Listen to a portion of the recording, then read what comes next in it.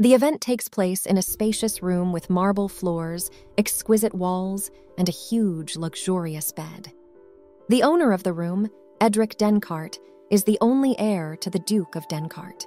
With a very attractive appearance, with delicate features, with eyes the color of jade that fascinate anyone who dares to look into them, with hair the color of an ear of grain shining in the sun, he could please anyone who has not yet met his character.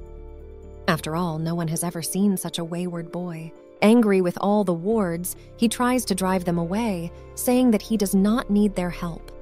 Constantly experiencing such anger and pressure, no servant has ever survived such a test, and this is the 29th one, and it is not known whether he will be able to withstand it. Exhausted, the Duke is tired of shouting. At the same moment, a new worker enters the room, Robel, a thin young man with shiny lilac hair who begins serving the young Duke from today. He kneels before the master with his head bowed, but with a smile on his face, and asks him to throw or pour his medicine on him. Not understanding what the man is doing, Edric looks at the stranger with bewildered eyes, thinking he is a madman. After all, no one in this palace has ever seen such a sacrifice of self for the sake of a ruthless, powerless, outrageous teenager. Such antics of the new worker did not remain within the walls of this room, but spread throughout the palace. Now the maids, seeing Robel, begin to gossip. Walking down the corridor, Robel meets Limson, also a worker like him, but older than him, with an athletic body, brown hair to match his eyes and pleasant features. He greets him, and the man puts his hand on the boy's shoulder and begins to praise him for his diligence. Limson asks the boy if he has already taken a bath, to which he smiles at the strange question and replies that it is certainly part of his duties, despite his laziness. On his way to his master's room, Robel recalls events from the past. In fact, he is keeping a very big secret. It so happens that Robel is Robelia Flor, who has changed from a girl to a boy, and now all she has to do is hide her secret. After all, if someone finds out, it will be a big threat to her. Even now, when she takes a hot bath, she has to be careful that none of her other friends come into the room while she is doing so. But how did it happen? It happened in her past life, not figuratively, but literally. One day, while crossing the road in a place where pedestrians are given full permission, Robelia was hit by a truck. It happened unexpectedly, even without a chance to avoid the incident. As a result, she dreamed of a novel called Night at the Palace. It was a homoerotic novel about Duke Eric Denkart, an attractive but cold-hearted man who had a fatal illness. But he was cured through love. He met a young man with the same beautiful hair, color, and hairstyle as Edric's. It was a story of strong love that was stronger than the effects of the disease. The girl had heard this name somewhere in her childhood, and she often wondered about what she had heard. The girl often thought about the novel because her illness was the same as the protagonist of the novel, Edric. It was a very rare disease, and she and her family learned about it from a doctor who came and examined the bedridden girl, exhausted from the sinister actions of the disease. The novel said that she had to take her medication 3 times a day. Realizing this, Robelia came to the conclusion that the medicine she was taking was not real. Robelia, who was only 16 years old, dies. But then she wakes up again. It was her birthday, which she had already celebrated, but in a past life. She is sitting at the table again, dressed in a gorgeous pink dress that complements her look very gently with bows tied in her hair. Her violet-colored eyes are very complementary to her lilac-colored hair. The father enters the room to congratulate his daughter on her holiday, on the next step towards adulthood. But he notices that the girl is not happy at all. Holding a cake in her hands, she is in tears, falling down her rosy cheeks, asking her father to give her medicine. But even the medicine does not save her from another death. Reading the same novel again, Robelia realizes that if she is with the protagonist of the novel, she can be saved.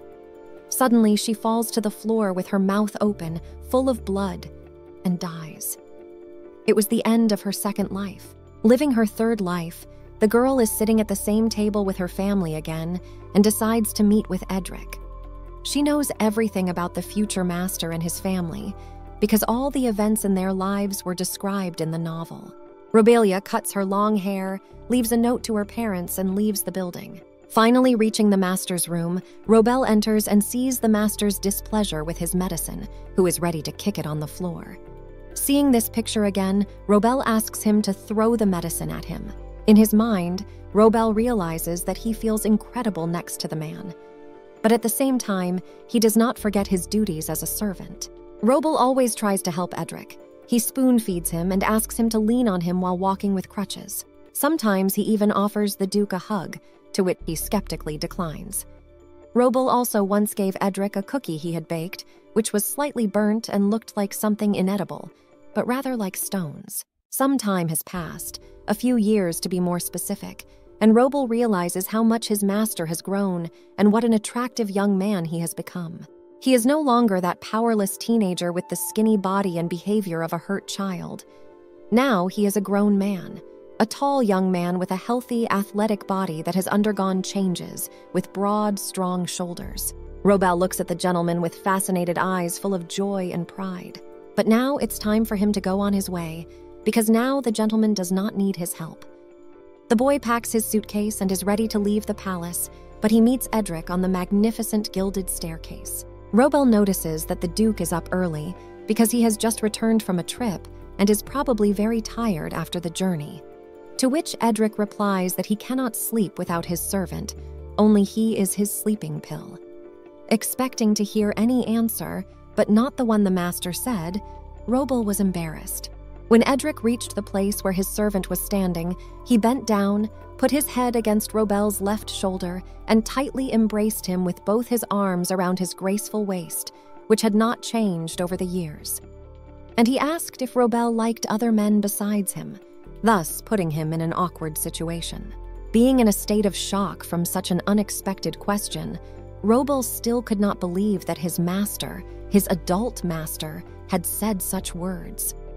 As soon as he opened his mouth, the words came out of his mouth, and he said that this was the greatest luck for him. As usual, Edric, not expecting to hear anything else, said that Robel's breathing was eloquent enough. And then he wrapped his hand around his servant's right hand and confidently said that he knew how Robel felt about Edric. And a moment later, he said angrily and disappointedly that he had decided to run away from him, even with a slightly raised voice. Raising his head, Robel looked at the gentleman with his innocent, sad eyes, and before he could say a few words, he was interrupted by Edric, who looked at Robel with his cunning eyes, like a cat that had caught a quiet gray mouse. And then he reminded Robel of his own words that he had said that he would die if he was not with his Duke.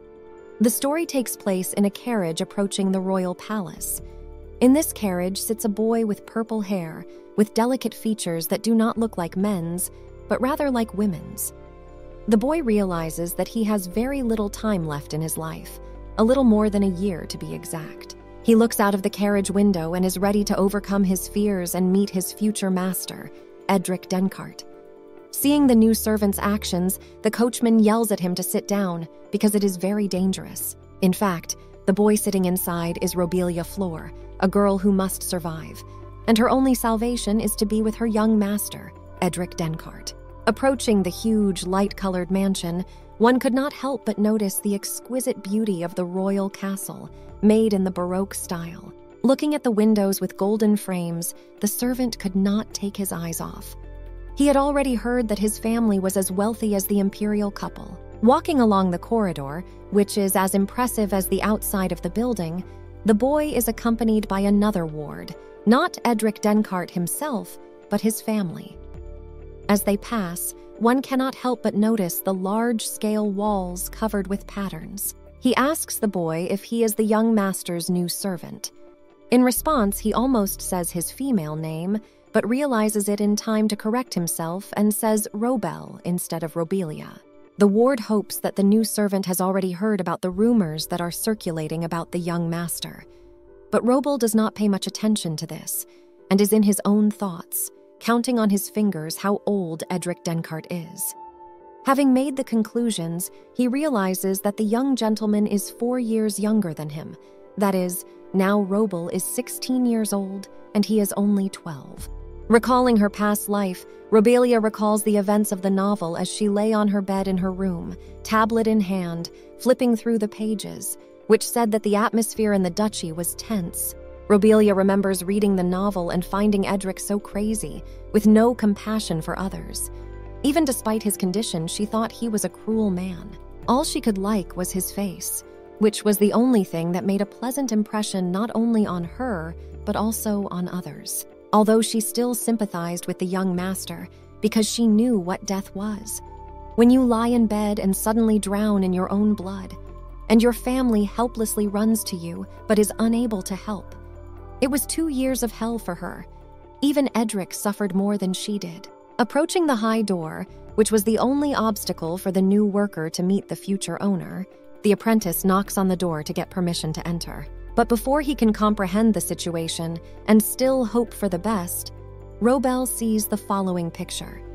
His future master, surrounded by maids, is shouting at everyone and chaotically throwing jars of his medicine in different directions, wherever he can. Looking at this, Robel freezes in a state of complete shock and surprise. He looks at the gentleman, at his gentle, neat face, which is really as beautiful as it was described, and those green eyes in which, if anyone looked, they would see honesty, integrity, decency, loyalty, wisdom, and justice. But these eyes corresponded to the opposite. This rudeness, this disrespect, it was unthinkable. A first meeting that should not have happened in such circumstances. Even if you recall the novel Night at the Palace, you could expect this. But when you really feel it, it's different. But in the end, Robel dares to approach to mitigate the situation because it is his only means of recovery. As Robel gets closer and closer, Edric is ready to point his pillow at anyone who dares to disobey him. Suddenly, a small robber flies in the air right at the new worker, ready to strike the enemy. Tilting his head to the left to let the pillow hit the wall instead of his face, Robel stopped. But before he can rest a bit and catch his breath, a glass filled with green liquid breaks near him, and the fragments of the vessel fly in different directions. Robel realizes that these kinds of medicines cost as much as an entire house, as much as an expensive mansion, and the master takes them and breaks them without any responsibility or understanding of their value. As a servant, Robel kneels down, pretending to clean up, so that he can leave the room and not see the chaos and disorder that reigns here. In Robel's place, anyone else would have thought the same way. After all, such a disrespectful attitude is unbearable.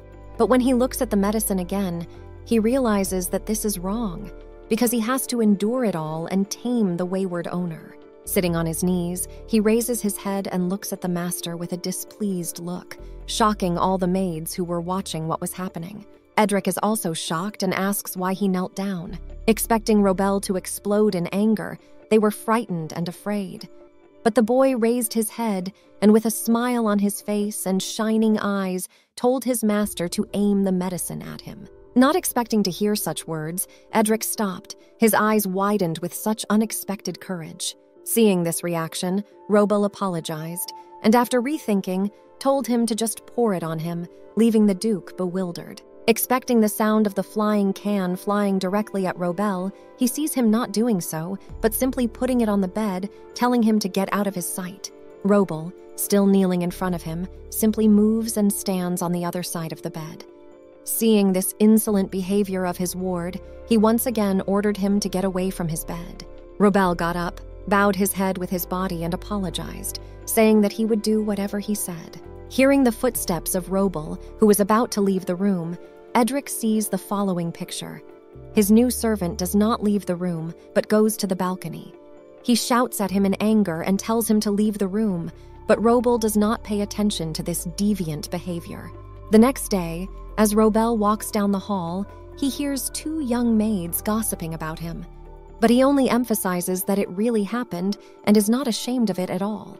Walking further down the corridor, Robel meets Limson, another worker like him, who started working yesterday and was a regular mercenary before. He is older than he is, with an athletic body, brown hair that matches his eyes, and pleasant features. The boy greets him, in response to which the man puts his hand on the boy's shoulder and begins to praise him for his diligence. Limson notices the frailty of the boy's body, but believes that he will cope with his tasks. The man leans over to Robel and says with a sad, wistful look that he is very much like his younger brother, just as weak and helpless. But then, quickly changing the subject, Limson starts talking about the situation his friend Matt told him about. He advises the boy to obey his young master in such situations. After all, he could have been punished for that. Even though the Duchess herself is lenient, he must understand that the whims of aristocrats are unbearable. But Robel is not going to do what everyone else does. He is not afraid of punishment because the main thing is his work and curing the disease. Limson is surprised by Robel's words, suspecting that he has some kind of inclination. The scene takes place in Edric Denkart's room. An unfamiliar maid, Robel, and Limson are standing over Edric's bed, which has a high headboard and is decorated with exquisite gilded carvings. They are trying to wake him up, since it is already past noon. But the young master is not going to adapt to their norms, pretending not to hear them. In order to get his master to get out of bed, Robel begins to come up with a plan to avoid being locked out like he was the last time. He needs to make friends with the master and gain his trust. After thinking about it for a long time, he decides to start the conversation with a banality. He asks the owner a question and then says that it is raining outside today. Hearing such a stupid thing, the gentleman asks how it relates to him. In order to continue the conversation, the man justifies himself by saying that maybe the owner would like to listen to the sound of the rain falling on the ground. The master, angry and irritated with his servant, jumps out from under the bed and shouts at him because he does not hear his words. Robel, pretending to be a dumb, stupid servant, apologizes and asks him if he called him. Not understanding his behavior, he becomes even more irritated. Robel bows down in front of Edric, puts his hand on his chest, and says that there are a lot of servants in this room, and he is not yet fully accustomed. Edric looks at him and wonders who the idiot is and who sent him here. Then Robel leans in even closer, his eyes meeting his master's. His lilac hair touches the strands of golden hair. The boy says with a smile on his face that it won't happen again, and then, remembering that the man doesn't even know his name, introduces himself as Robel. He tells the owner to call him by his first name because he will be more likely to respond. Meanwhile, the young gentleman's dissatisfied voices can be heard outside the room, which must have been heard by everyone who worked here. The door of the room begins to open. From behind the door, a maid can be seen pushing a cart on top of which is delicious-looking food, namely thinly sliced sausage, a cooked fragrant soup, another dish covered with a lid, and cutlery, each for a different dish. Edric, who already knows that it is time to eat, shouts that he does not want anything. But the maid does not pay attention and continues to enter.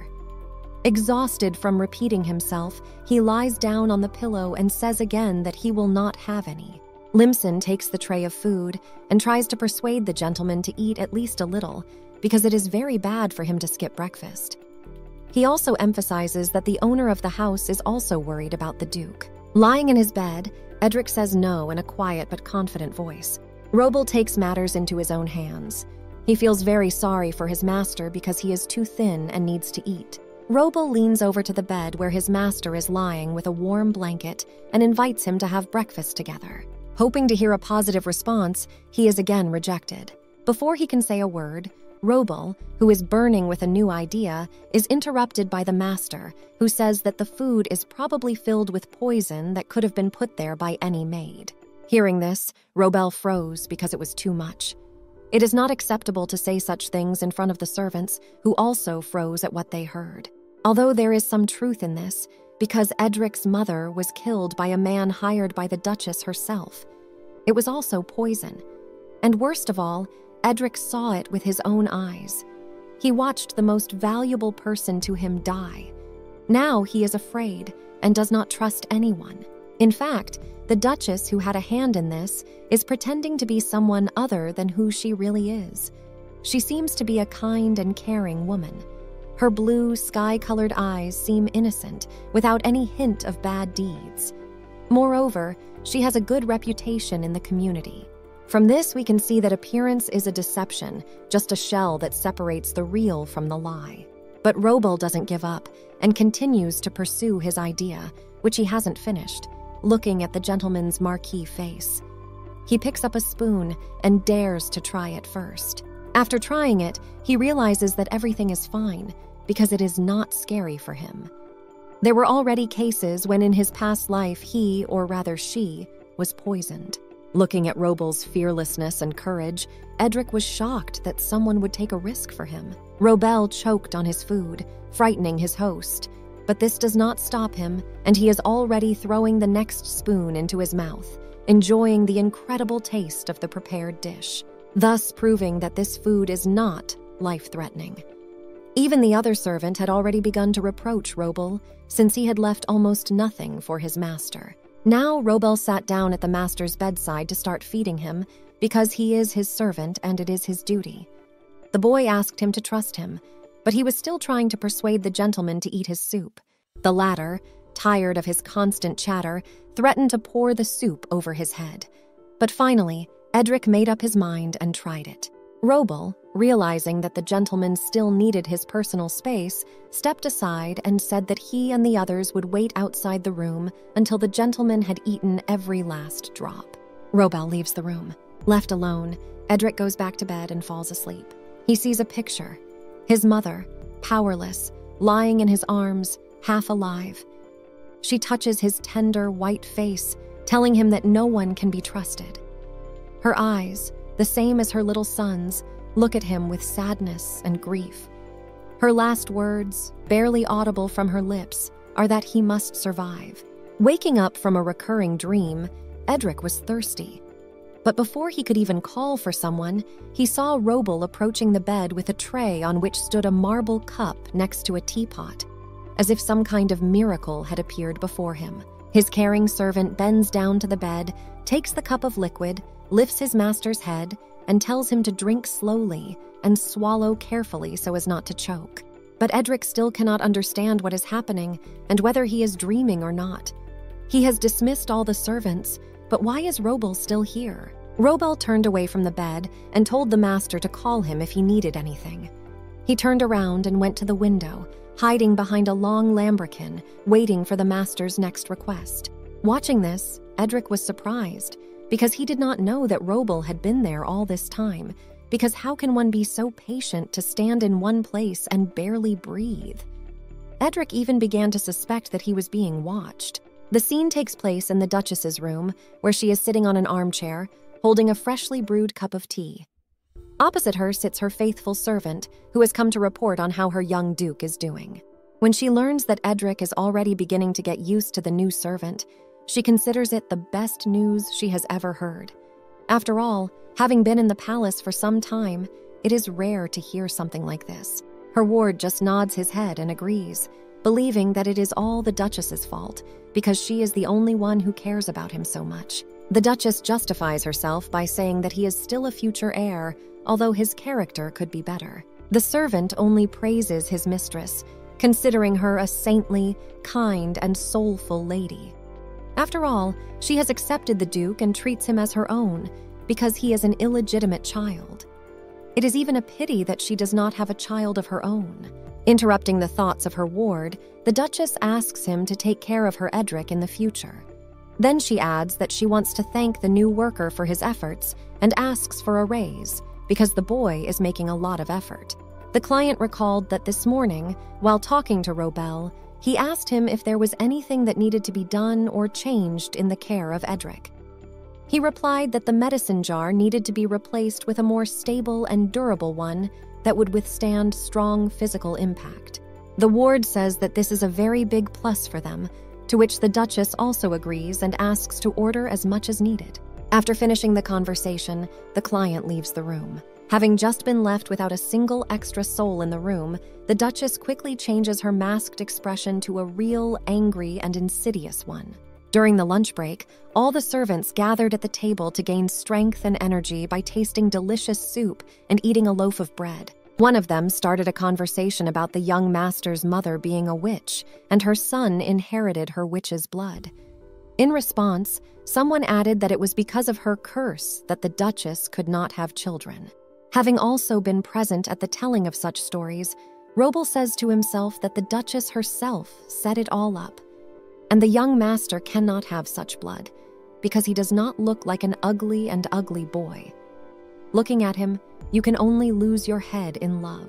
But Robel does not notice how he says these words out loud. Limson is surprised to hear this, because he has been through so much, having been on the job for only a few days.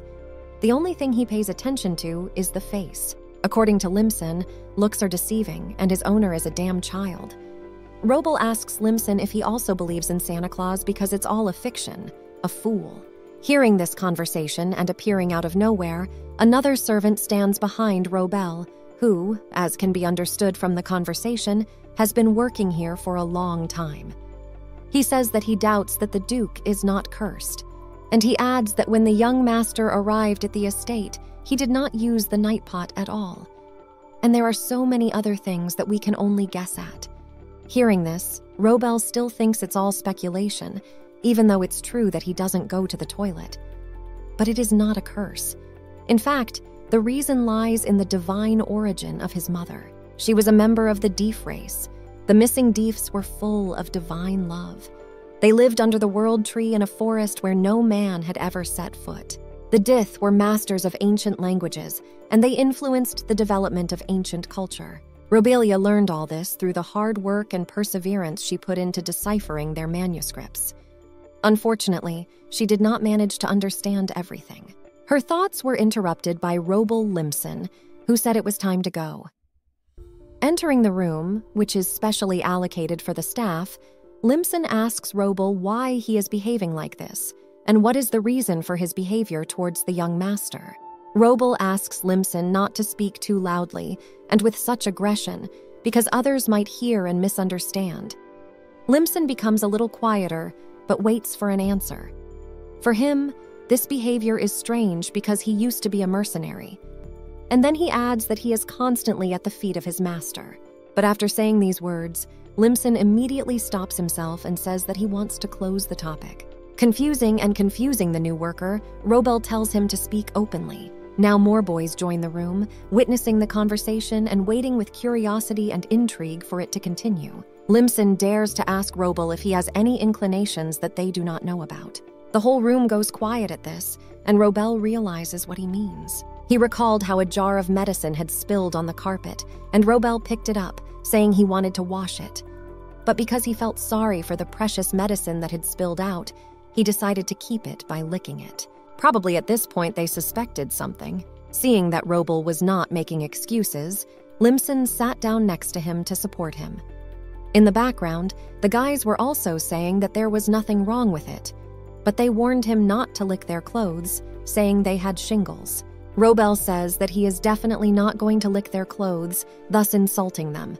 After all, their feet are not as clean as the young master's. Listening to this, Limson is in a state of shock.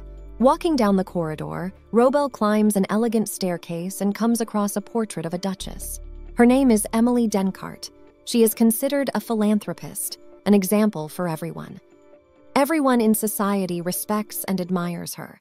All this is due to her solemn appearance, outstanding talents in many fields, and her incredible beauty, blue eyes and golden hair. It is known that many men wanted to make her their bride. Entering the Duchess's room where he was invited, Robel sees a smiling woman, but he knows that she cannot be trusted, and her strained smile is a trap. After all, it was she who killed the person closest to Edric, his mother, and now the poor Duke is in her captivity.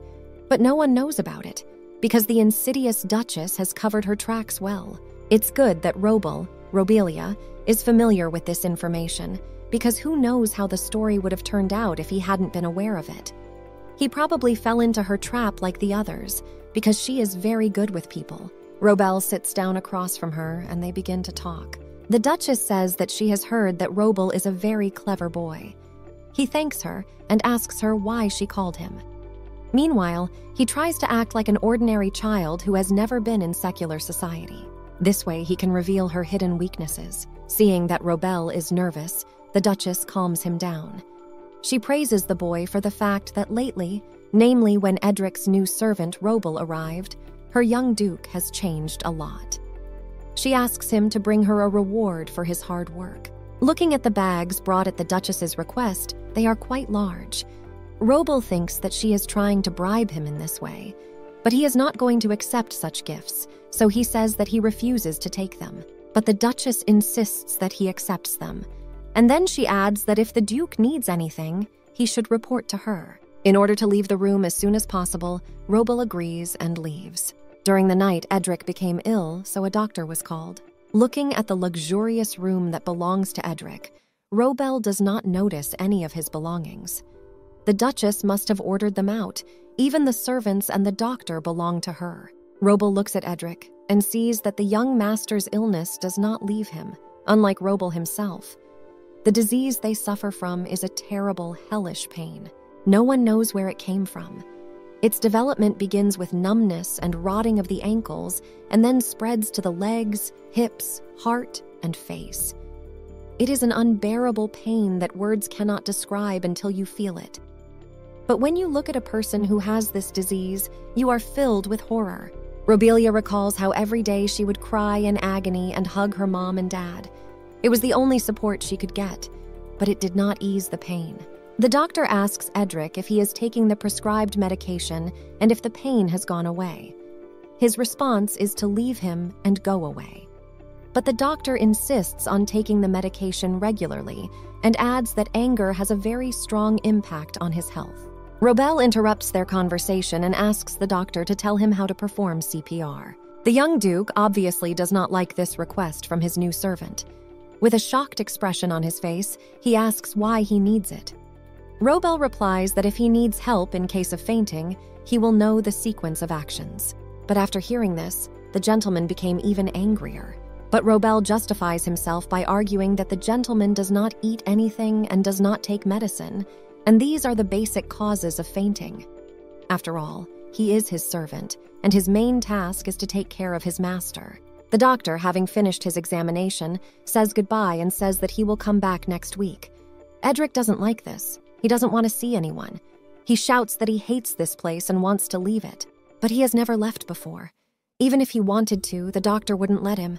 It was too dangerous. Robel approached the bed, picking up the medicines that had fallen on the floor again, and suggested that Edric take a walk. Hearing this, Edric does not understand what kind of nonsense he is talking about, because he is not allowed to. But Robel is serious, but he will agree to it on one condition. To go out with Edric, Robel goes to ask the Duchess for permission, but she thinks about it and doesn't know if it will be the right decision. Robel insists, and the Duchess's ward reprimands him for it. Realizing his guilt, he apologizes. But the Duchess approves of him asking her permission because she asked him to report everything. She also asks him if he knows where the young Duke wants to go. Robel replies that perhaps he wants to visit his home where he grew up. He explains that it is natural to be homesick because he also misses his home. The Duchess's expression changes immediately when she hears the word home. Does the Duke really consider those slums his home? After thinking about it a bit more, she says that this is not a good idea, because Nimes is a wilderness where it is very dangerous for such a sick boy. But she agrees if Edric gets better. Of course, Robel does not give up on this. He offers to go on a trip accompanied by knights. He surprises the Duchess with this unexpected proposal. The Knights of the Black Wick are the pride of the Denkarts, the eternal, irreplaceable guardians of the Empire. Over the past 100 years, they have repeatedly won battles, strengthening the power of the Denkarts. And the Duchess has long wanted to destroy the relationship between them and Edric. After all, if the successor loses the trust of the knights, his status and future position will be significantly reduced. While packing the luggage in the trolley, Limson approaches Robel and asks if he is ready. Looking at the huge pile of luggage, he is surprised, because they are only going for a few days. But Robel says that this is all they need, thinking to himself that it is a talisman against the Duchess's traps. Limson tries to help his friend with his things, because it is not an easy job for such a skinny guy, although Robel still refuses. Limson tells Robel that he will have a cautionary talk with him when he returns. He also reminds Robel that the young master will never change his behavior and will constantly humiliate him. The Duchess and her maids come out of the palace to see the Duke off. To play a joke on Limson, Robel says that there are vacancies for servants, and so he can help Limson with that. But Limson doesn't like these jokes, and he reminds Robel again of Edric's whims, seeing that it is useless to prove anything to him. After all, if he does not change his attitude, he will be unhappy. Robel is even surprised at how caring Limson turns out to be. After all, he also distrusts the Duchess, and is the only person who considers Robel his younger brother. Meanwhile, the Duchess has already been joined by tall, athletic, beautifully dressed knights in their special uniforms. With an incredible desire to tell Limson everything about his secret, but with restraint, Robel says that he will simply die without the Duke. But he thinks that he will last only a year because he has an illness. Hearing these words, he shocks Limson, not even realizing what he said wrong. Suddenly, a young master appears behind Robel. He expresses his dissatisfaction because he did not want to ride with the knights, but the Duke restrains himself from expressing his dissatisfaction in words, so he mentally agrees. Limson brings a wheelchair, and Robel, at the request of his master, is going to put him in it. But Edric does not address his new servant, but Limson. But Robel wants to do it himself, so he says that Limson takes a bath only once every 3 days, without giving Limson a chance to fully justify himself. The young master then asks another servant, but again not Robel, to finally put him in the wheelchair. But Robel again justifies his reason for not letting that servant do it by saying that he has a fungus. Thus, he frames everyone, even though the servant did not even want to put the master in the wheelchair. Edric sees that he has no choice, so he agrees to Robel's offer to put him in jail. Robel, overjoyed, quickly came over and touched his hand. After all, the record said that physical contact would intensify the treatment. When Robel took Edric's hands, a drop of blood from Robel's nose suddenly fell on Edric's hand. Edric asks what happened, and Robel feels as if new blood is flowing throughout his body. After apologizing to the gentleman, Robel took a napkin and put it to his nose, wiping away the remaining blood. He justified it as low blood pressure. Finally, he put the gentleman in the wheelchair and drove off. That was the beginning of their adventure. Sitting in the carriage, Robel addresses the owner, but he does not respond at all because of anger. For the 3rd time, Robel says the word master and adds that he has something to tell him. Still not seeing any reaction from Edric, he says that the Duchess has actually bribed him. As he says this, he sees the surprised reaction of Edric, who is sitting across from him with his arms crossed over his body. The event takes place even before the trip, when the owner is sitting on the bed, and Robel offers him to go out into the yard, but on one condition, 10 to be exact. But then, observing Edric's reaction, who no longer likes that there are so many conditions, he decides to reduce them to 8, then to 5, and finally to 3. The gentleman asks Robel if he's making fun of him. He replies that he is just an ordinary servant and does not dare to do that. Robel already thinks that the master is going to fire him because he is already very angry with him. But he has long been waiting for his 3 conditions while he talks incessantly and without any meaning. First, he asks that the master recognize him as his servant. The master does not understand what he wants. He recalls how he once asked him to leave the room, and he doesn't like the fact that he is constantly under his feet. Wherever he goes, Robel will always be there. The young Duke is already beginning to suspect Robel of conspiring with the Duchess, now thinking that he just seems kind to him, but in fact he is following the Duchess's orders. But if he agrees to Robel's condition, he will be able to return home. In the house in that town, his mother's belongings are the only thing that can remind him of her. The Duchess does not know about these things, and now is a great chance to take them away. Having already got into the carriage, the Duchess wished Edric a good journey, and Robel promised her to take care of the young master. Watching this, Edric began to doubt even more about Robel's loyalty to him. And so Edric decides not to tell him anything, and not to tell him why he wants to go to his hometown. It's better to ignore him further. But Robel's confession that his mistress had bribed him and told him to follow Edric's every move, and that Robel was not going to do it because he was loyal to his duke, shocked Edric, and the thought that they would now be on the same team did not satisfy him. But still, Edric cannot trust him, because he does not know at what point he will betray him. But Robel understands why he behaves this way, because the only person he trusted betrayed him. And now, it's very sad to watch. Edric tells Robel that he is just pretending to be so caring, but in reality, he hates him. But Robel does not support this opinion, saying that he is completely wrong. Robel has no self-respect, but he does not hate Edric. But who would like a person who is constantly angry with others? To show Edric what it looks like from the outside, he makes a joke and pretends to throw his pillow at him. But he sees that he still doesn't get it, so he says that he doesn't like the Duchess either, but he has to keep in touch with her. Robel also says that her actions don't match her words, so he'd rather have a capricious person who is sincere, alluding to the Lord. But Robel knows he can't do that because it's impossible. Only the Duchess, who pays him the money, or Robel himself can do it. And so it is. The young master knows nothing at all.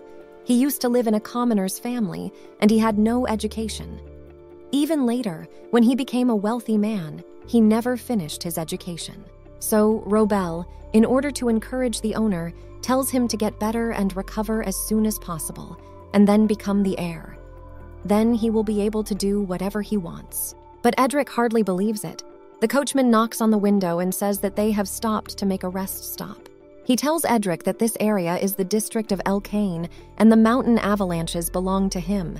Even the knights will eventually swear allegiance to him. He also adds that he will be able to date any of them, surprising Edric. After all, then the young duke will be able to do whatever he wants. Limson, who was approaching Robel, once again witnesses his friend's ridiculous stories. Upon his arrival, Robel warns the gentleman that he will go to deal with the luggage. He already sees Limson greeting him with a disgruntled face. To lighten the mood, Robel jokes that he looks like he's aged a couple of years. The latter, very angry, reproaches him for throwing words around too much. He jokes again, saying that at this rate his wrinkles will get deeper and he will definitely not be able to get married. Limson is already standing with a frown and an angry expression on his face, ready to engage in battle. He tells Robel that he is talking nonsense just to get the young duke's attention. But Robel does not need attention. He wants mutual compassion. At first, he wanted to heal himself, but then he began to feel some strange sensations as he watched. After all, looking at him, Robel, remembers herself and her suffering. But what should we call it then, compassion or habit? Robel tells Limson that he just wants to be friends with him and wishes Edric a speedy recovery. Although a prince will appear someday, right now Edric is alone, lonely, and without support. Robel wants to take care of him. But Limson still doesn't support Robel's intentions and says that he is just too young. But in the future, he will be able to meet many other people. Limson also tells Robel that it is better to think about his own life and prioritize it than to worry about the lives of others. His friend suggests that Robel try to choose a different profession, but Robel doesn't want to change it. He remembers how much he enjoyed holding the young duke's hand that day, and he wants to feel it again. To say goodbye to Limson as soon as possible, Robel says that he must hurry and help his master. Meanwhile, the knights were already on their way. Robel suggests that Limson take a closer look at one of the knights. For example, the one with long, luxurious golden hair, tall with broad shoulders, large, penetrating eyes, perfect features, young and incredibly handsome, as a real knight should be. Limson certainly does not like Robel's proposal. His assistant approaches the commander and says that the preparations are complete. The commander of the Knights of Wick is Fleiben Hartel. He is a tall man with short brown hair and bangs falling on his forehead, strongly built, with a serious, stern look, as if he is ready to meet the enemy. Fleiben looks at Edric, a boy with golden hair, with a look of stubbornness. He reminds him a lot of the current duke, but that's where the similarities end. Edric has a very fragile and sickly body. Looking at the duke, who was very talented since childhood, this one looks like a fake who is not capable of taking responsibility. There are even rumors that he is an aggressive spender. This was told to him by the Duchess's ward, who told Fleiben about how the young duke broke a bottle of precious medicine. He also learned about his capricious nature, how he does not even want to obey the Duchess herself. But the commander still has to swear an oath of allegiance to him like a true knight. Then, as he approaches the carriage, he sees Robel, whom he had heard about from the butler. As he understood from the stories about him, he knows that Edric treats him in a special way. Robel runs up to Flaban with joyful emotions and tells him that the young Duke is already waiting for him. The commander is very surprised that this servant is too cheerful, because usually children who look at him cry. Robel asks him what kind of vacation spot they have chosen for the master. Commander Fleban recalls how the butler described Robel as a caring servant who takes care of his master every night, despite the fact that he is constantly scolded by the young master himself. The commander does not understand why he cannot communicate with the young Duke normally and not in a tone like a mother and child. After examining the gentleman in his tent, the doctor leaves Edric and Robel alone. Robel remarks that he is too strange and suspicious, to which Edric replies that he thinks that only Robel himself is the strangest. Today, Robel is too cautious. He examines everything, removes all the things brought by the knights and the bedding, replacing them with his own. After all, Robel has prepared everything for this, because he does not know what kind of trouble the Duchess has prepared for her young Duke. After all, a trap can be anywhere. Robel takes a bottle out of his pocket and asks Edric to drink it, even tasting it himself so that the Lord does not think it is poison. But the young master does not want to drink it. But he has to, because otherwise he might get sick at night. But you can't prove your point to the capricious and stubborn Edric. Edric thinks that he does not understand and does not know anything about the disease and what medicines should be taken. Having failed to persuade Edric, Robel leaves the room and asks the gentleman to call him if he needs anything. At night, Edric woke up and looked at his hand and noticed bloodstains. Unable to stop himself, he barely utters the word Robel to call his servant for help. Meanwhile, the knights were making a fire in the courtyard. Edric wakes up at night and thinks about Robel because he is standing outside in the cold. He feels sorry for him, so he decides to call him. But before he can say the word Robel, the Duke puts his hand over his mouth and sees a spot of blood. Robel, who was standing outside, quickly runs into the room. Edric saw Robel and had no doubt that he would come so quickly. But the Duchess did not plan to kill him. She only wanted to show the Knights of the Black Wick the disastrous situation of the future heir. After all, who would want the entire inheritance to remain in the hands of a powerless duke? In fact, all the medications that Edric takes have been replaced with drugs with severe side effects. They even dared to replace the bedding that touches the owner's body. But Robel had thought everything through to the smallest detail. When Limson asked him why they needed so many things, these are exactly the things that will only be a lifesaver for the young owner in the future.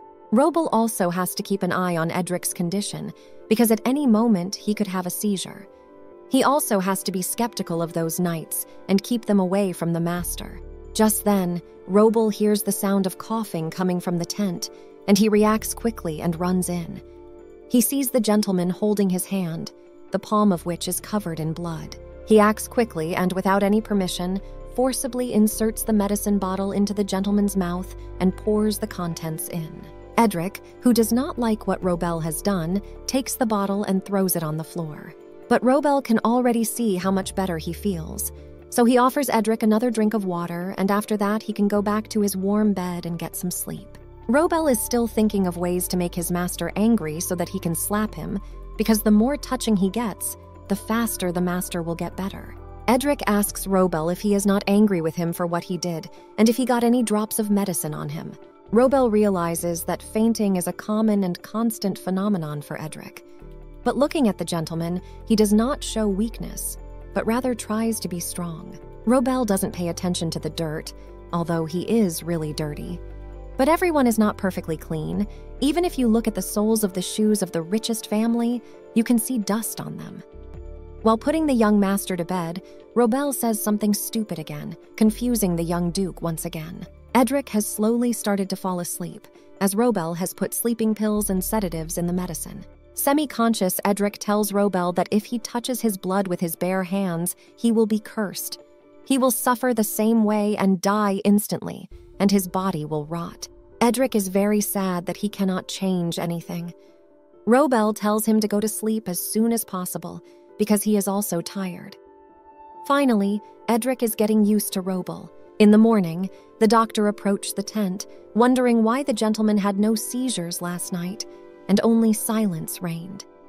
He suspected that the things had been replaced, or that the effect had simply not yet manifested itself. But what can he report to his mistress now? He must now look for a new way to induce the effect. The doctor enters the tent and sees Robel already waiting for him and Edric sitting in a chair. The doctor takes the young duke's hand and begins to examine it closely, not noticing any traces of the bedding. Robel asks the doctor if there are any problems, but the doctor says that everything is fine and that the gentleman's appearance has changed for the better. Robel mockingly asks the doctor why he is so shocked to see the gentleman looking so healthy.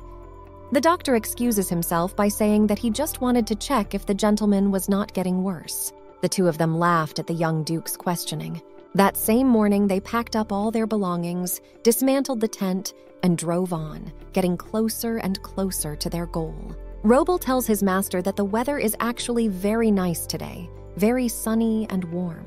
Edric recalls the morning conversation with the doctor and his reaction to the young duke's good condition. Robel was very angry with him, but when you think about how he poured out all the medicines prepared at the Duchess's request, you can laugh about it for a long time. Edric recalls with a smile on his face how he overheard two servants discussing Robel, calling him a kind and friendly boy. Robel sees this and asks him who cheered him up. The man says that it is Robel who is the reason. Hearing this, Robel starts to get excited and happy, but Edric calms him down a bit so that he doesn't get his hopes up.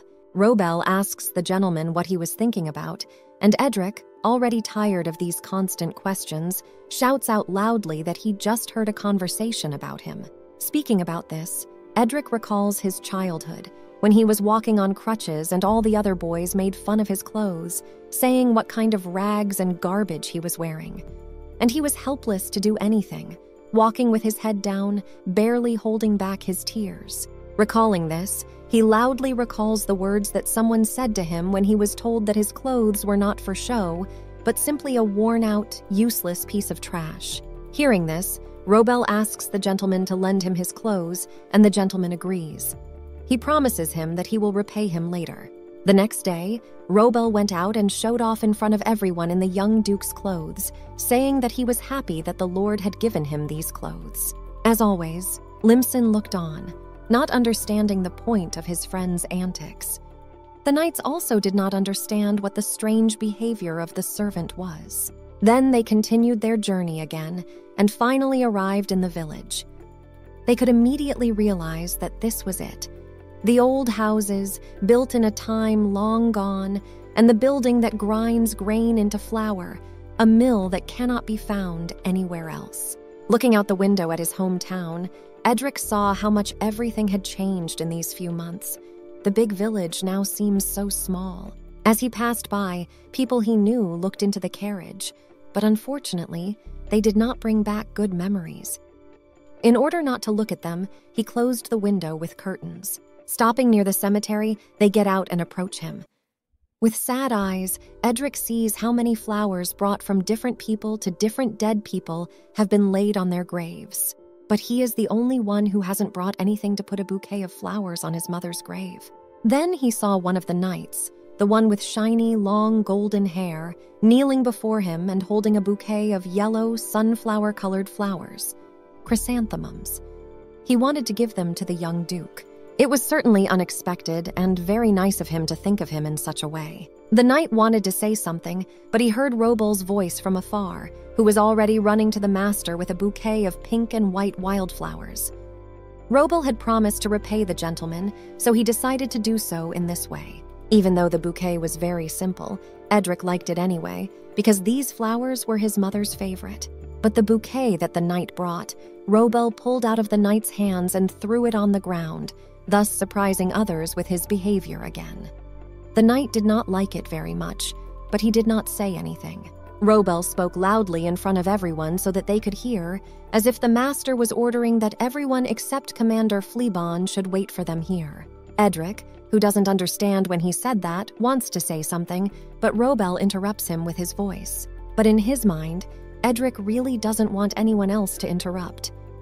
Robel takes hold of the two handles of the wheelchair and rolls on, with Commander Fleabon following behind them. The scene takes place in an ordinary poor peasant's house. There is a stove in the room, and next to it is the wood that lights the stove. An ordinary wooden table, not at all like the one you would see in an imperial palace, and a middle-aged man with brown hair and a beard is sitting at it, holding a beer mug. This man says that he treated a boy so well once, and the boy didn't even remember him. He remembers going to his friend and asking him if he had any news about the boy. Speaking about the boy, they talked about Edric with the rotten legs, and he told him that he seemed to be living in a family of aristocrats now. Hearing this, the man says with anger that they did everything for that boy, and he should pay them back. The man also says that he hid his mother's things and came with the idea of going to the palace to be rewarded for it. Together with his friend, the man went to the palace, but at the gate they were stopped by a guard who would not listen to them and chased them away without letting them say a word. The man's thoughts were interrupted by his friend, who ran into the room like a madman and said that the boy had arrived. Meanwhile, Edric, along with Robel and Commander Fleabin, were approaching the grave of the young Duke's late mother. Robel thought about the bouquet of flowers he had thrown away. It was a good thing that the knight did not have time to give it to Edric. In fact, the Duchess had ordered that bouquet of chrysanthemums to be given to Edric. She knew that when Edric heard that she had sent the flowers, he would be angry and throw them away. After all, who would want to receive flowers from a man who had poisoned Edric's mother and was now expressing his condolences? Initially, Lord Arif was supposed to present these flowers with the words that the Duchess asked me to pass them on and express her condolences. And it is obvious what a negative reaction the young Duke would have had. And as a consequence, if the illegitimate son she began to raise insulted her in public in front of the knights who owe her a debt of gratitude, this would undoubtedly spoil his relationship with them. After all, it is very useful for a young lord to have connections with the knights of oppression. But it was good that Robel knew about it, and they managed to avoid all the traps that had been set. Edric put the flowers down and wanted to go back to the others, but his request was postponed by Robel, who approached the grave and began to talk to Edric's late mother. He began to talk about himself and how badly Edric has been eating lately. He says that at this rate he will definitely meet his mother soon, and now Robel is suffering because of it.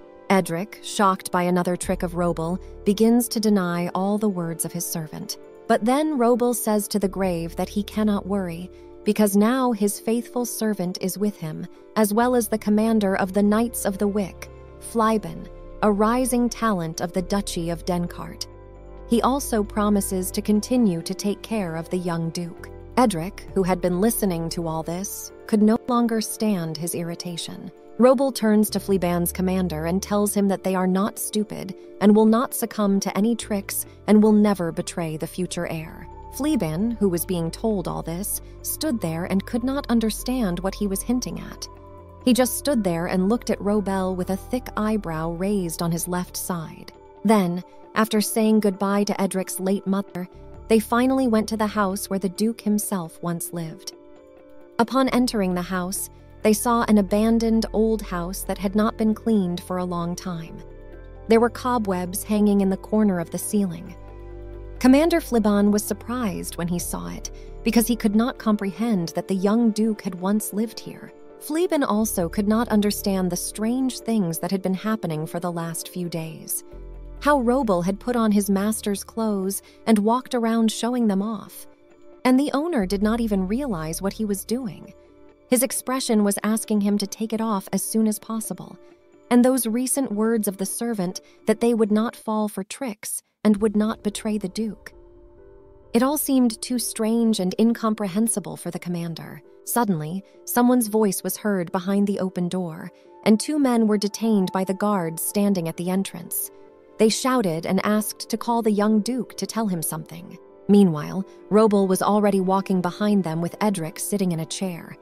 He looked with surprise at the people who had come because he knew them. The men saw Edric and told him that they knew where his crutches were. They were taking good care of them. Hearing this, Edric and Robel came closer. Edric was very eager to see his crutches again. He asked the men where they kept them. The men saw that Edric was very eager to see and get these things and were happy. They wanted to be rewarded for it. Of course, such beggars would want something because in the village you cannot help but meet people who are not in need.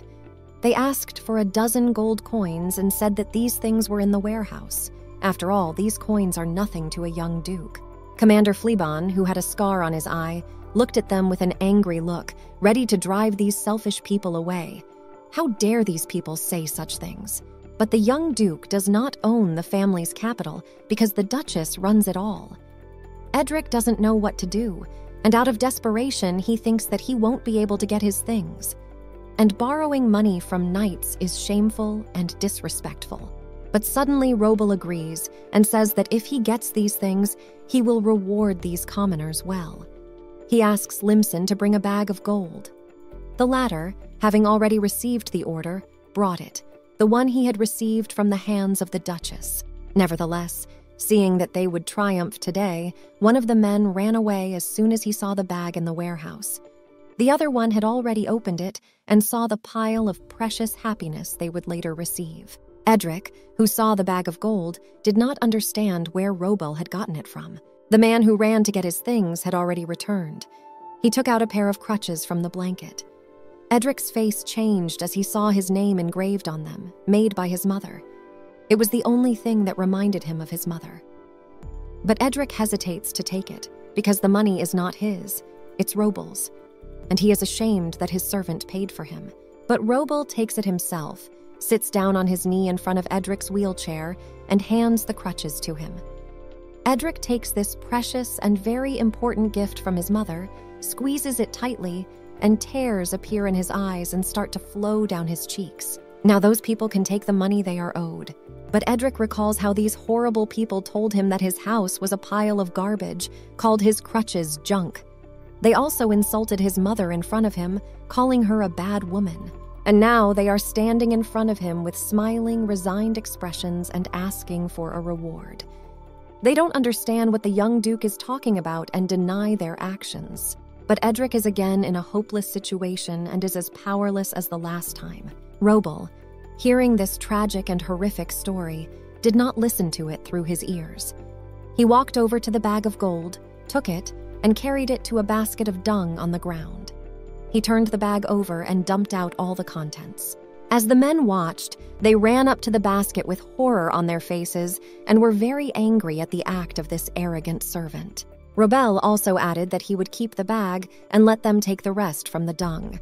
After all, his master had ordered him to be generous. In the novel Night at the Palace, a lot was said about Edric's crutches. It is written there that the man who kept these crutches was very angry when he realized that the young master would not return for them. The novel also said that when the crown prince grew up and became a young man, he returned for them, but it was too late. After reading this, Robelia set a goal to get her crutches back as soon as possible. After all, this is the best thing she has done since being reborn. Robel recalls how they rode in a carriage, and the gentleman was sleeping sweetly, holding those crutches the whole way and not letting go for a second. Robel and Limson decided to finally have lunch in the open air, sitting at a table. Limson says that the gentleman is too tired and unlikely to wake up. Robel says that they have also been working very hard, and it would be nice to get some sleep. Limson remembers the situation with the gold and asks Robel where he got the whole bag, suspecting his friend of stealing it. But Robel hadn't stolen it in any case, as it was a reward from the Duchess. Hearing this, Limson hopes that Robel has thought to keep at least some of it for himself. But this is Robel, a guy who is not interested in such things. For him, money is not the most important thing, and it doesn't buy health, and he simply doesn't deserve it. Limson was about to explode with anger and rage. How can you not keep money, the most important thing for life and existence? And this fool is talking about some kind of health. At sunset, in his room, in his bed, the young duke was lying down. He was lying on his back and looking at the ceiling, remembering the situation with the gold, because he still hadn't had time to ask Robel where he got the money. Edric suspects that it was that cursed Duchess who gave him so much, but he immediately dismisses this idea with a twinge of doubt. It occurs to him that this is Robel's inheritance, and he sacrificed everything he had for it. But then why is he a servant? Then this option does not fit either. Now Edric is thinking about how to repay his servant for such a brave act. Why exactly did he do it? Tired of his thoughts, Edric begins to fall asleep. But through his half-sleep, he is woken up by Robel, who enters the room and puts a tray with food, water, and medicine on the bedside table. Robel hopes that Edric will decide to eat at least a little. He lies down in his own bed, which was on the floor next to the master's, and falls asleep, bidding Edric good night beforehand. Meanwhile, Edric is awake, getting out of the warm bed and reaching for the tray of food. By this time, he is really hungry, so he is not going to refuse a piece of food. It was already a dark night. The sky was completely covered with bright stars that illuminated the road. Robel wakes up and notices that the plate of food has been completely emptied, which he liked very much, because such behavior of the host is rarely seen. Seeing a blue medicine jar on the table, Robel decided to finish what was left. He quietly picked it up and was about to put it to his mouth. But for a moment, he saw two green eyes watching him. Robel, caught off guard, did not know what to say. For a moment, he was speechless, and so their journey ended. When they returned to the palace, Edric was greeted by servants, and Robel was rolling his master in a wheelchair. Edric was holding his crutches tightly, as if someone was going to take them away from him. The Duchess watched this scene from the window with a frown. Her ward came into the room and said that Commander Fleabane had come to see her. The Duchess changed her expression to a kind and cheerful one, cordially inviting the distinguished guest. The Duchess sits down in her elegant, beautifully decorated chair and asks the commander about their journey. Having received all the information, she is happy that everything went well, but she did not know about the crutches. According to Commander Fleabane, Edric cherishes them very much. The Duchess says that now she needs to pay more attention to the young Duke. In her mind, she reproaches herself for her inattention because she should have made sure that none of Edric's belongings were left in that city. Having finished his conversation with the Duchess, Fleabane bowed to her and left the room. On his way out of the palace, he saw Robel complaining to his master about his lower back, for if he bent so much, he would get hurt. He is always with the Duke, always taking care of him, offering him help. But Fleabane still thinks about these crutches. He is suspicious and does not understand why he cherished these crutches so much, but did not take them away earlier. Maybe he couldn't do it. The next morning, Robel went to wake the young Duke in his room. He pulled open the lambrequins that prevented the sun from entering the room. Edric was no longer asleep, but just lying in bed. Robel suggested that he go for a walk in the garden, but he refused. Although it's hard for Edric to say no to Robel, because he helped him take away the most precious thing for him. Robel is also very clever and smart. Robel offers the gentleman to choose any place he wants, but Edric refuses anyway. Edric still doesn't know where Robel got the money, and he is very eager to find out. But he doesn't want to ask him directly. But Robel, who seemed to read his master's mind, told him that the money was given to him by the Duchess, who wanted to bribe him. Edric, not understanding how he knew what he was thinking, was shocked. But why did Robel spend it on him and now talk about it so calmly? Because he could have just accepted it and kept it for himself. After all, a servant doesn't earn that much. But Robel just found the right use for them. At first, Robel wanted to take the crutches from those people himself, but then he remembered the money he had been given. But Edric still can't trust anyone, so he pushes Robel away and orders him to leave. At night, almost at dawn, Edric woke up to an incomprehensible noise. He rubbed one eye to wake up a bit and started listening. It was Robel, who came into Edric's room and leaned against the door. Robel was very scared, as if he had done something terrible. He was whispering to himself something about how he had almost been caught by a maid while taking a bath, who had come in and wanted to pour all over the floor out of heartbreak. Edric remembers walking into the tent one day. At that moment, Robel was standing there changing his clothes. He asked him to wait outside until he was ready, but Edric noticed some bandages tied around his chest.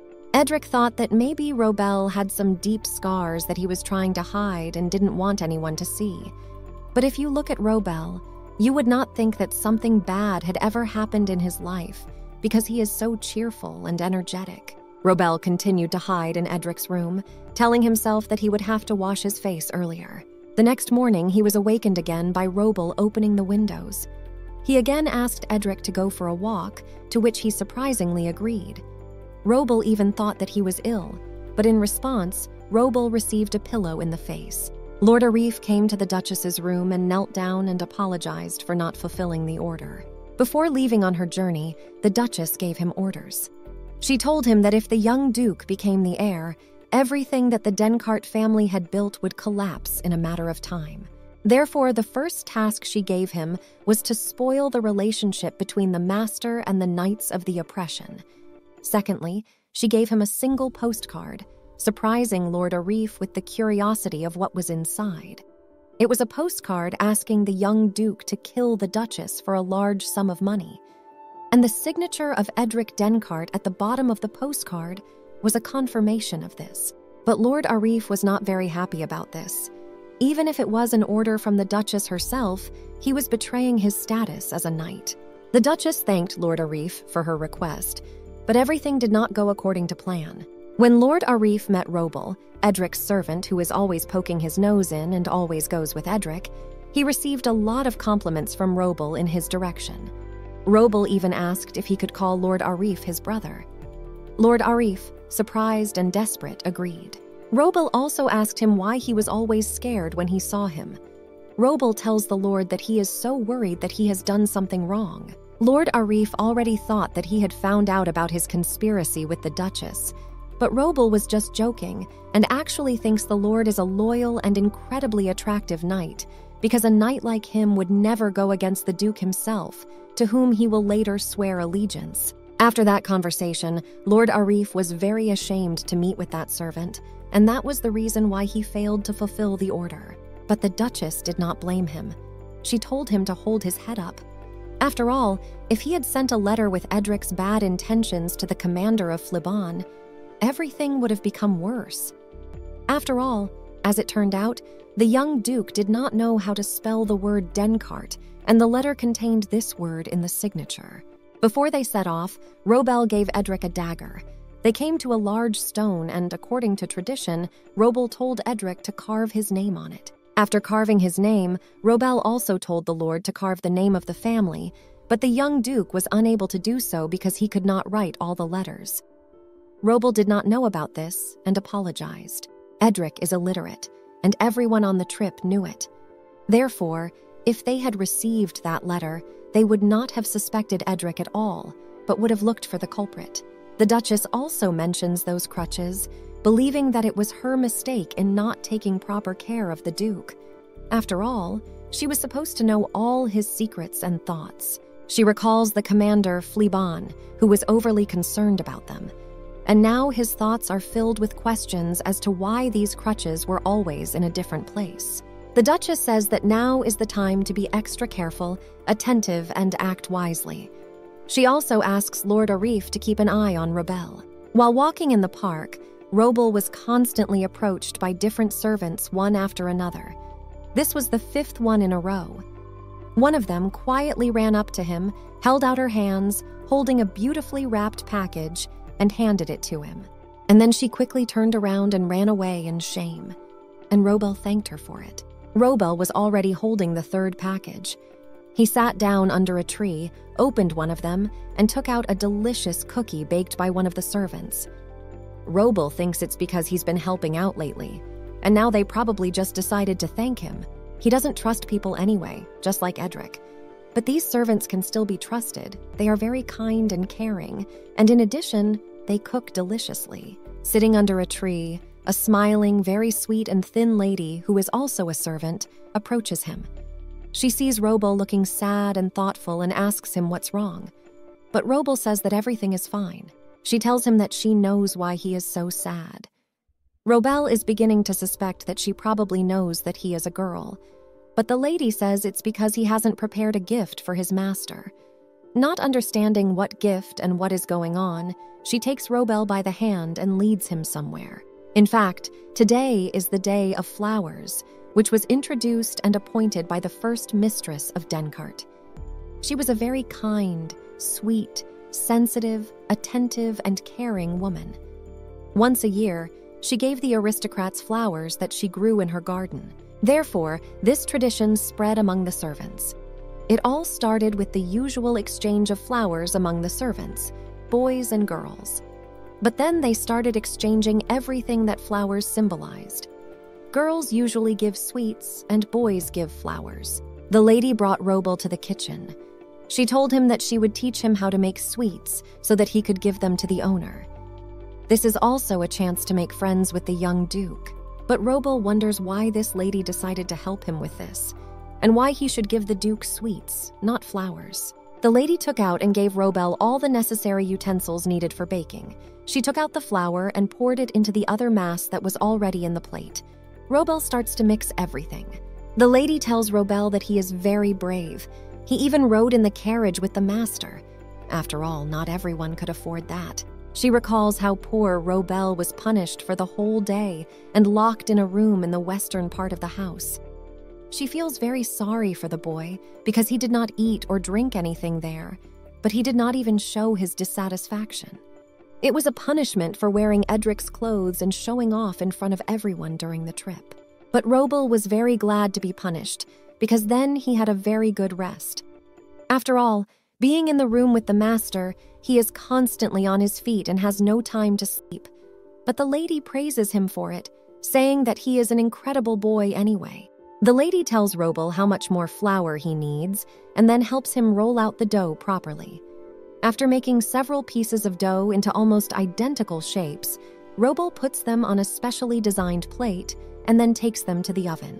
But not keeping an eye on the cookies because of his conversation with the lady, he forgets about them and takes them out a little burnt. But the lady reassures Robel, saying that in any case, these cookies are from the heart.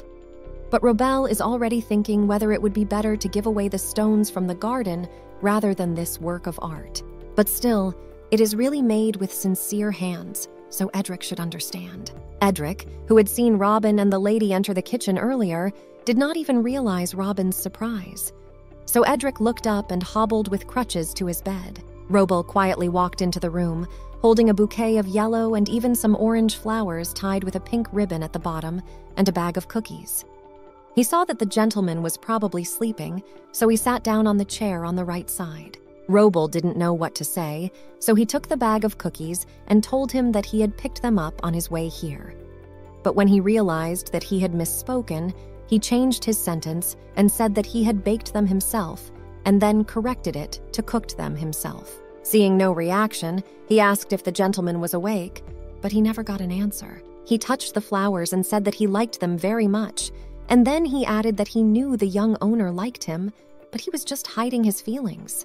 Hearing these words, Edric got out of bed and suddenly threw a pillow at Robel with all his might. Seeing that he had already woken up, Robel came closer to the gentleman and gave him a bouquet of flowers and a package of cookies, telling him to open it. When he opened it, he took out a burnt piece of cookie, but did not understand what it was. But Robel explained to him that he had overheated it in the oven. Robel also explained to him that he had just learned about this tradition today. Robel took the cookie in the gentleman's hands and divided it into 2 parts. Edric thought that he was going to take away the gift he had prepared for him, but Robel simply divided it so that everyone could have a piece. He took the part of the cookie that was for Edric and forced it into Edric's mouth. He put the other part in his mouth. While chewing the cookies, Robel remembers that the second main character described in the novel is about to appear. He should be on his way to the palace. The stranger in the carriage says that Edric doesn't even know how to write.